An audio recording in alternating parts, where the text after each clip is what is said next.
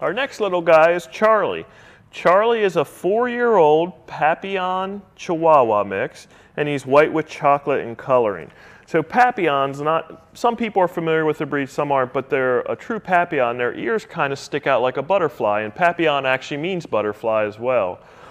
So it looks like Charlie was originally found as a stray, and we tracked down the owner, and that's what animal control officers do. They basically, when we pick up a stray, which that's what happened, they then try and find who the owner is, and we found Charlie's owner. However, they decided they didn't want to pick him up.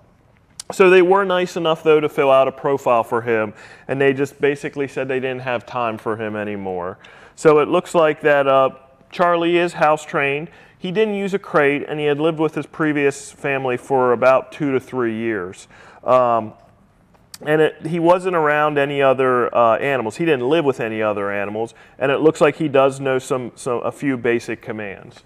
So every animal that comes here benefits from a medical exam from a veterinarian. The shelter actually has a contractual vet that works here at the shelter, and then there are a few vets in the community that donate their time here. They volunteer their services. So during his exam, we did notice that he has what's called a luxating patella, and that is common in a lot of smaller breed dogs. And basically what happens is his kneecap pops out and it pops back in.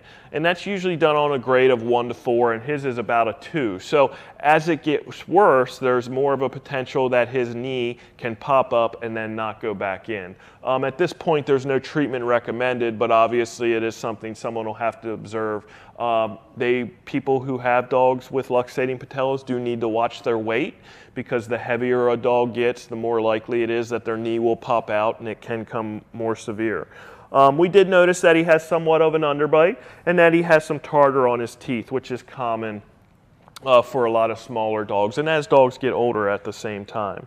So it looks like he came to us neutered, and he is not microchipped now, but part of his adoption fee will include a microchip. So Charlie would do great with most families. So little kids, very young kids, we're not saying a family with young kids can't adopt, but at the same time, any family that has very small kids and they choose to get a small dog need to be careful, because sometimes small kids don't know how to pick up dogs appropriately. They don't know that maybe chasing a smaller dog may not seem fun to the small dog. So whoever decides to adopt Charlie, whether it's a family with kids or it's an older family that maybe doesn't have quite the house that's as active, we'll just have to allow a little bit of time for him to settle in and get to know Charlie. So Charlie is, once again, a 4-year-old Papillion mix, and he's available at the shelter for adoption.